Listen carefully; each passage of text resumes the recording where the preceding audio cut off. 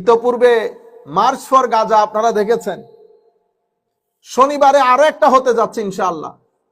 আগামী শনিবারে আমি বাংলাদেশের সকল পীর ঘরানা সুফিয়ায়ে কেরাম যারা আছেন, বাংলাদেশের আপামর জনসাধারণ তো আছেনই, বিশেষ করে সুফি ঘরানা, আমি পীর সাহেব বৃন্দদেরকে বিনয়ের সাথে অনুরোধ করব, গত 2 বছরে আপনারা যেখানে যেখানে যেতে বলেছেন গিয়েছি, কোন ধরনের প্রোটোকল আপনাদের কাছ থেকে ডিমান্ড করি নাই। একটা টেলিফোনের কারণে আপনারা আমাদের সাথে প্রোগ্রামের আগে পরে কখনো দেখাও হয় নাই, শুধু টেলিফোন করে বলেছেন হুজুর অমুক তারিখ প্রোগ্রাম আসতে হবে। ছুটে গেছি, কই চট্টগ্রাম, কই পাবনা, কই চট্টগ্রাম, কই খুলনা, কই চট্টগ্রাম, কই সাতক্ষীরা, কই চট্টগ্রাম, কই আটরশি, কই চট্টগ্রাম, কই জামালপুর, সিরাজগঞ্জ, যেখানে যেখানে যেতে বলেছেন। উদ্দেশ্য একটা ছিল যে আমরা সবাই এক টেবিলে বসি, আমরা একসাথে হই। আমরা একসাথে হলে সত্যিকার দ্বীন ইসলামের যে বাণী সেটা তরুণ প্রজন্মের কাছে পৌঁছানো আমাদের জন্য অনেকাংশে সহজ হয়ে যাবে। এই আশা ভরসা নিয়ে গত 2 বছর দিন রাত হিসাব করলে প্রত্যেক দিন আমরা 2.5 থেকে 300 মাইল সফর করেছি, every day without any break, শুধু আপনাদের জন্য, কোনো ডিমান্ড ছাড়া। এক একটা টেলিফোন করেছেন, শুধু এক একটা টেলিফোন, এক টেলিফোনের বরকতে আসতেও বলি নাই যে ঘরে এসে দেখা করেন আপনি কে, কোত্থেকে দাওয়াত করেছেন, না। শুধু একটা আশা ছিল যে আমরা সবাই একসাথে হই। আল্লাহ পাকের মেহেরবানি সেই সুযোগ এসেছে। আগামী শনিবার আপনাদেরকে দাওয়াত দেওয়া হচ্ছে। আমরা প্রত্যেক মানুষের রিপ্রেজেন্টেশন দেখতে চাই। 8 থেকে 10 লাখ মানুষ আপনারা একসাথে হবেন, ফিলিস্তিনের পক্ষে কথা বলবেন।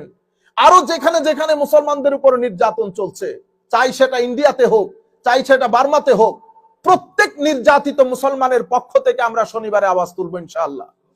এবং আমি সমস্ত পীর ঘরানা, আমি যাদের নাম নিচ্ছি আপনারা চিনেন, আমিও সবাইকে চিনি। সোনাকান্দা দরবার শরীফে আমরা পরপর 2 থেকে 3 বছর গেছি, শুধু একটা টেলিফোন।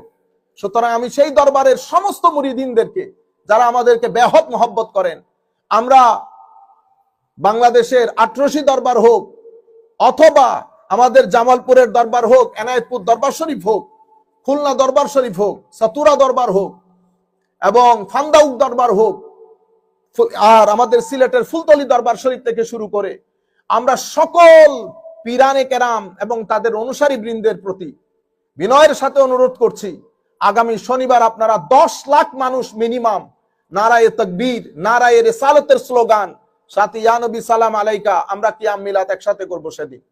শুধুমাত্র ফিলিস্তিনের জন্য না, যেখানে যেখানে মুসলমান নির্যাতিত হচ্ছে আমরা বিশ্বকে জানান দেব যে আমরা ঐক্যবদ্ধ। মুসলমানদের উপরে নির্যাতন বন্ধ করা হোক, মানবতার উপরে নির্যাতন বন্ধ করা হোক, এটা আমাদের বিনয়ের সাথে আপনাদের প্রতি আহ্বান, নাম্বার 1।